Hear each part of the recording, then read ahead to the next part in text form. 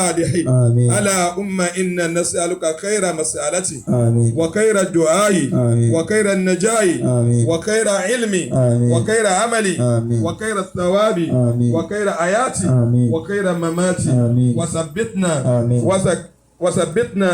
وسكل مواسينا وأكيك إيمانا وارفع درجاتنا وتقبل صلاتنا وأكبر كاتياتي وأسألك أولى من الجنة اللهم إنا نسألك موجبات رحمتك وعزائم مغفرتك وسلامة من كل إثم وغنيمة من كل بر والفوز بالجنة ونجاة من النار اللهم آس عاقبتنا في الأمور كلها وأجرنا من خزي الدنيا وعذاب الآخرة اللهم قسم لنا من خشيتك ما تعول به بيننا وبين مسيئتك ومن طاعتك ما تبلغنا بها جنتك ومن اليقين ما تؤون به علينا مصائب الدنيا ومعتينا بأسمائنا وأبصارنا وقوتنا ما آيتنا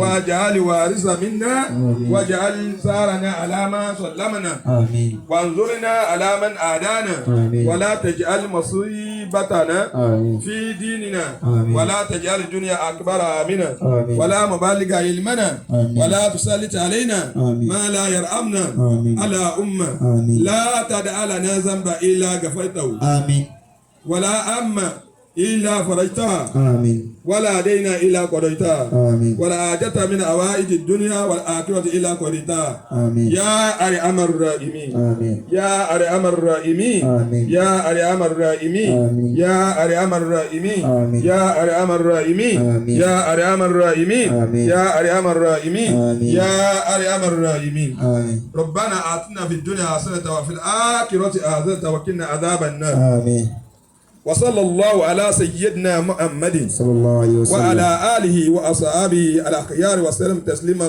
كثيرا الفاتحة. بسم الله الرحمن الرحيم الحمد لله رب العالمين الرحمن الرحيم مالك يوم الدين إياك نعبد وإياك نستعين اهدنا الصراط المستقيم صراط الذين أنعمت عليهم غير المغضوب عليهم ولا الضالين آمين. akíwá bàbá àgbà fásitì tí wọ́n bá wa ṣe kútùbà ọlọ́run àkójẹ kí a rí i pé wàlá hawla wàlá quwwata illa billah. ẹlẹ́gbẹ̀já ṣe àmín ẹjá ṣe àmín lẹ́ẹ̀kan sí i. lẹ́yìn eléyìí torí jimá ẹ̀dá kun torí ànábì Muhammad. pẹ̀lú tí gbogbo ìbá dé wájú wọn nínú àwọn àgbàlagbà ẹ̀dá kun a máa fi àsìkò sí torí bàbá àgbà láyé gbà mí ni wọ́n àṣẹ wọn ni ọlọ́dà kó jẹ́ kí a rí wọn pẹ́ ẹ̀dá kun táìmù tá a bá ti fún olúkálukú náà ni kí a lò ọlọ́dà kó jẹ́ kí a rí wọn pẹ́ la hawla wala quwwata illa billah. afáwọn ṣàkìrúlá ẹ̀yà mọ̀kànlá láàrin ìṣẹ́jú márùn-ún. Assalamu alaikum warahmatullahi wabarakatuh. أعوذ بالله من الشيطان الرجيم بسم الله الرحمن الرحيم والسماء والطارق وما أدراك ما الطارق النجم الثاقب كل نفس لما عليها حافظ فلينظر الإنسان مما خلق من ماء دافق يخرج من بين الصلب والترائب إنه على رجعه لقادر يوم تبلى السرائر فما له من قوة ولا ناصر والسماء ذات الرجع والأرض ذات الصدع إنه لقول فصل وما هو بالهزل إنه يكيدون كيدا وأكيد كيدا فمهل للكافرين أمهلهم رويدا. صدق الله مولانا العظيم. بني الدنيا إذا بلغهم هو الله وغاب الناس وابتغشات وباء تساءل عن فضائل ناس وخير الناس من توقع الجواب. Ìgbádùn ayé fún bàdí ẹni ìjọmọ wa. Gbogbo òdòdó bó papọ̀ yóò padà tán ṣe rántí. Gbogbo ohun tó ní lóní lẹ́nìkan ti ní rí. Gbogbo ohun tó kò lè jẹ́ lẹ́lómi ń bọ̀ wá jẹ́. Ilé ayé bí wọ́n bá fi ẹ̀sìn pé kọ́ ṣe jẹ́jẹ́. Ilé ayé bí wọ́n bá tiẹ̀ ṣàyè kan kò tó pọ̀. Nítorí gbogbo ohun tó ní lónìí lẹ́nìkan ti ní rí. Gbogbo ohun tó kò lè jẹ́ lẹ́lómi ń bọ̀ wá jẹ́. Àyùhá lè sánú mahala wọn. Sí àlá dúnìyà bí jẹ́jẹ́. Ya Rabbi farahami ajá lọ́tífà. Fàtàlì fìrídáwò sàmàfíwá. Ilé ayé okùn fún wàhálà. Àdánwò nílé ayé. Bẹ́ẹ̀ darí ṣe yóò ṣe wàhálà kó tó kú.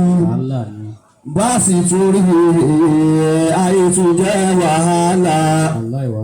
Fáyé ẹ̀sìn lọ́rùn kò lè dọ́rùn sí mi. Nítorí ọfà ikú kò sẹ́ni tí kò ní bá. Bí kò bá ti ta síbi tí ìlọ dọ́dọ́ ní. Kò ní ta ṣe gbogbo ayé tá sára ìlú láti fẹ́ bàtọ̀ fà sí àfikún lọ jíṣẹ́. Ẹ̀yin ọmọ ẹlẹ́sìn ìlìyà yìí nígbà tí ń bẹ̀rẹ̀ ayé ní ọjọ́ ìdààmú nítorí ìtẹ̀yìn ọmọ ni. Àmọ́ ní ọjọ́ tí ikú ti mú láti fà kúrò bàbá yín kò sẹ́ni tí ó dàbí ìyá ọmọ. Ìṣèyá kò dàbí ìyá ọmọ. A ó ṣe ya fún ẹ irọ́ ni kì í dàbí ìyá ọmọ láíláí. Ní ọjọ́ tó bá dàrú ìyá ọmọ ní ó máa sáré ká. Ó dọwọ́ yín ẹ̀yin ọmọ ajá lọ́tífà. Abọ́sọ̀dé Kọ́lápọ̀ èèyàn rí ní. Ẹ má gbàgbé Làtífà tú èèyàn rí ní. Ẹ máa rántí wípé ìyá yín máa dà yín pọ̀.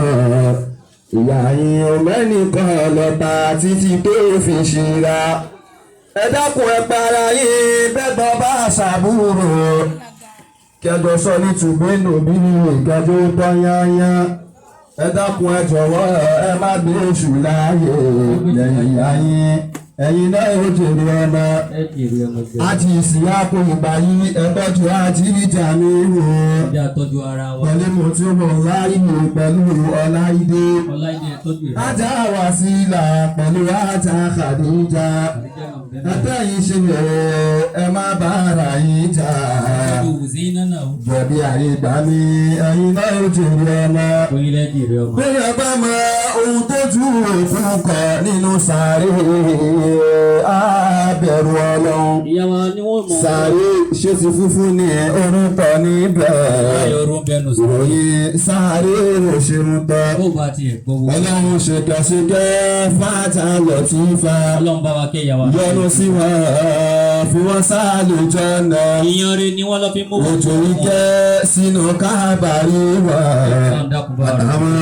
Àtàwọn òbí náà yẹ́sí àlù náà kàyà òmà tààlám.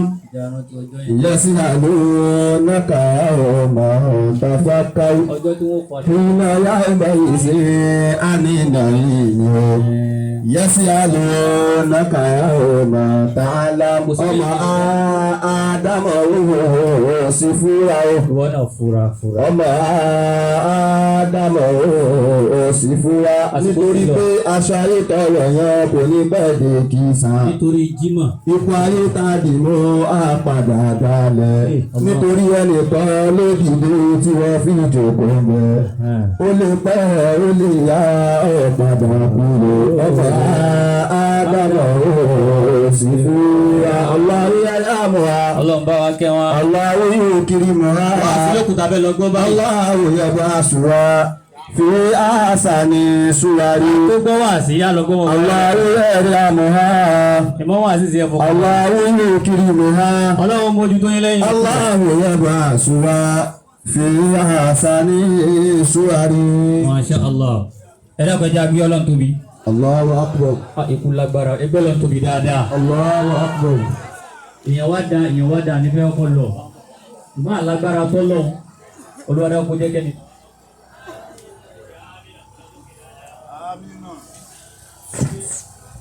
Allah. mọ̀kànlá ẹlẹ́kejì lábẹ́ gbọ́ láti ní wàfáwà Hamza ayégbà mi. bismillah. أعوذ بالله من الشيطان الرجيم بسم الله الرحمن الرحيم. àwa ìṣe ọlọ́dì ọlọ́run kó lọ́dọ̀ ṣètánì ẹni ìgbé ẹni ẹ̀kọ́ ẹni jùlọ pupa. هذه قصيدة وصحية قلتها لأمنا لطيفة أبسدي تغمدها الله برحمته. eléyìí ni ọ̀rọ̀ ṣókí láti fi ṣe oríyìn fún àwọn ìyá wa tí wọ́n gba wájú ọlọ́run bá lọ òun náà ni àwọn ìyá wa àgbà wọn ni ìyá wa Latifa. حيث أقول حمدا لمن خلق البرية كافة. a máa dúpẹ́ fún ọlọ́run ọba wo lọ́ba tá a dúpẹ́ fún ọba tó ṣe pé gbogbo nǹkan tí ń bẹ lórí ilẹ̀ yìí pátá òun náà lọ́ba tó dá wa. بالماء ثم يميتهم لبلاء. ọlọ́run bá dá gbogbo nǹkan tó dá pẹ̀lú omi kan lẹ́yìn náà ó tún wá mú gbogbo wa kúrò nínú ayé lẹ́yìn tá a bá ti ṣẹ̀mí láwọn ọgbà kan ọlọ́run ló tún padà mú wa kúrò bẹ́ẹ̀ ọlọ́run ṣe léyìí kó máa jẹ́ àdánwò fún gbogbo wa náà ni. وهو الذي جعل المنية مرجعا. ọlọ́run wá tún wá ṣe wá lẹ́nìkan tó máa ń wá látara omi kan omi wo ni òun náà ni omi táwọn bàbá wa wọn ni tó máa ń dà sáwọn ìyá wa lára wọn ni. مهما تيس تراه دون مراء. jama tó bá padà wá yá ṣe dáhùn gbogbo nǹkan tó lọ́wọ́ bá wá dà yìí ọlọ́run ò dédé da lásán o tó bá padà yá ó ti násìkò ọlọ́run ní kó òun padà mú nǹkan kó ń bẹ̀. أنقول أن الله ذو سوء لنا. ìjà máa sọ wípé ọlọ́run ọba ṣábù ló wá dá wa sínú ayé wa fún ni ṣá máa sọ bẹ́ẹ̀ fọlọ́ pé ṣábù ló fi wá dá sínú ayé ni ìwà dá wa sínú ayé wọn ni ṣá máa kó ó ṣe wá láburú ni. من خلقنا للموت والإفناء. ìdí tá a fi máa sọ bẹ́ẹ̀ òun náà ni pé kí ni gbogbo wa là ń ṣẹ̀mí nínú ayé ẹnìkan yóò rò pé òun ti kọ́lé tán tó bá ti kọ́lé tán ní ìyí tó máa jẹ́ kó fi kó lọ sínú léwu nìna ìkọ́ tá padà wá rí pé kò ní gbé léwu nìna ẹlòmíì yóò ra mọ́tò nìna ni wọ́n padà fi gbé òkú rẹ̀ eléyìí tá wí yìí ọlọ́run yóò wà máa ṣe yóò máa jẹ́ àdánwò fún gbogbo wa nínú ayé ni. وهو الذي جعل الوفاة على الوراء. kí gbogbo wa lọ mọ̀ pé pátá táyé wà nínú ayé yìí gbogbo wa náà là ń kúrò nínú ayé. فرد على قيد الحياة بلا مراء. jọmọ ó gbà ó fẹ́ ó dàgbà ni ó kéré ni ọjọ́ kan wọn náà kó ń bẹ̀. والموت لا يدري صغير حقيقة. ọmọ ọdún kan ni ọmọ ọdún mẹ́fà ni ó ṣe ẹ̀pọ̀ 20 years ni wàláhì ikú òmò nǹkan bẹ́ẹ̀. لا سيما الأطفال والكبراء. kódà ọmọ tó dé lónìí tó wọnú ayé lónìí tó ké wá tó kú ikú kò mọ̀ bí ọmọ kan ọmọ ọdún kan ni àtàgbà àtọmọ kékeré kò sí nǹkan tí kò lè pa ń tiẹ̀. لو كان تخلد في الحياة خليقة. káni gbogbo ẹ̀dá tó lọ́wọ́ máa ń dá sínú ayé wọ́n máa gbẹgbẹ́lẹ̀ wọ́n máa lọ nínú ayé wọ́n máa gbẹgbẹ́lẹ̀ ni. لا يعيش خالدا من الأسناء. ìyáwá tí à ń dáwọ̀ wọn lẹ́yìn àbámarí wọn dèmí náà yẹn. ومات حتى يكون مطرحا. ìyáwá wọ́n di ẹni tí kú pa nígbà tí kú wá pátá ó wá di ẹni tó ṣe ń pé àwa ń tẹ̀ mọ́lẹ̀ àtẹ òsàrí wọn mọ́lẹ̀ ó ti wà lábẹ́ lẹ́ńlẹ̀ lónìí. Fìlùkọ́bùrì là fi hujrati wa bina'i. nígbà tó máa gbé yàrá kúrò kò sí wọn gbé wọn lọ ní yàrá wọn gbé wọn lọ ní pálọ̀ kò sí ní kankan tó gbé wọn lọ jàmá inú sàárè lọ gbé wọn lọ. Ma dhanbu hadhihi ummina an afnaytaha. ọlọ́run gbogbo ẹ̀ṣẹ̀ táwọn ìyá wa yìí tí wọ́n ṣe síwájú ọlọ́run kọ́ tó kò nù ọlọ́dàkùn bá a ṣàforíjì Ya fún wọn. mawtu bayna zawili ula wa sara'i. ọlọ́run gbogbo ẹ̀ pátá ọlọ́dàkùn bá a foríjì wọn. Ya Rabbi faghfir an ajuzi ala babi. ọlọ́run bá a foríjì àwọn ìyá wa gbogbo àṣìṣe wọn tí wọ́n mọ̀ àti tí wọ́n mọ̀ ọlọ́dàkùn bá a jáfe wọn lẹ̀. Àdìkíní àfìdíòsì dáre rọ́káyé. ọlọ́run nínú àlùjọ náà onídẹ̀ẹ́ra òun ni tó máa fi ń ṣẹ̀sọ́ fáwọn ẹni eré ọlọ́dàkùn bá a fi wọ́n síbẹ̀. Àdìkíní àfìdíòsì dáre rọ́káyé. ọlọ́run nínú àlùjọ náà onídẹ̀ẹ́ra ọlọ́dàkùn bá a fi ṣèdẹ̀ra fáwọn ìyá wa. Àṣẹ làdúrà fún wọn wípé ọlọ́run bá wà kẹ́ ajé abẹ́bí. Olúwa bá wà kẹ́ ajé abẹ́bí. ajá bẹ́bí. Rọ̀jò ìkẹ́ sí kábàáwí wọn. Ọlọ́run bá wà kẹ́ ajé abẹ́bí. Olúwa bá wà kẹ́ ajé abẹ́bí. Rọ̀jò ìkẹ́ sí kábàáwí wọn. Olúwa kó wọlá àlòkù lánà. Olúwa kó wọlá àlòkù lánà. Olúwa kó wọlá olókun mímọ́. Olúwa kó wọlá àjàgbé àmàdà. Fàlùjọ́ náà lẹ́sọ̀ wọn lẹ́sọ̀. Ọlọ́run bá wà kẹ́ ajá bẹ̀bí. Wọ́n rí kẹ́ sí kábàárí wọn. tí n bá ń ṣe pé èyí ni Jímọ̀ ni wallahi summa billahi bàbá lo 4 hours 5 hours nítorí ìyá wa alájà wa Lẹ́tífà ó tó bẹ́ẹ̀ ojú bẹ́ẹ̀ lọ. Masha Allah. Ọlọ́run dákun àgbẹ̀ gbogbo ìròyìn tá à ń gbọ́ látàárọ̀ nígbà tá a ti débi lórí ẹ̀yà wa. Arakumullah.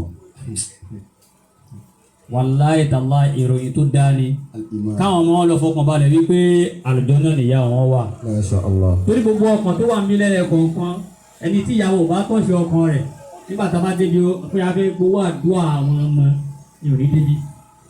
lówó yẹn kò dẹ̀ ní pé kí ìyá múyàn pé wọ́n ó kéwù ni àwa tún mọ́nítọ̀ ẹ̀ ilé kéwù yẹn a máa lọ bẹ̀ a lọ sanwó a sì gbogbo ẹ̀ kó oúnjẹ lọ wàláhì kò ó lójú ẹni tó lè ṣe bẹ́ẹ̀ o. ọ̀rọ̀ Ọlọ́run la fẹ́ lọ gbọ́ nísìnyí láàrin ìṣẹ́jú mẹ́wàá látẹnu bàbá wa àgbà tó já sí wípé bí wọn bá rùkú o àfa yìí bí wọn bá rùkú ò lè rùkú o tó bá ti wà ní central mosque bàbá wa àgbà lájàsá.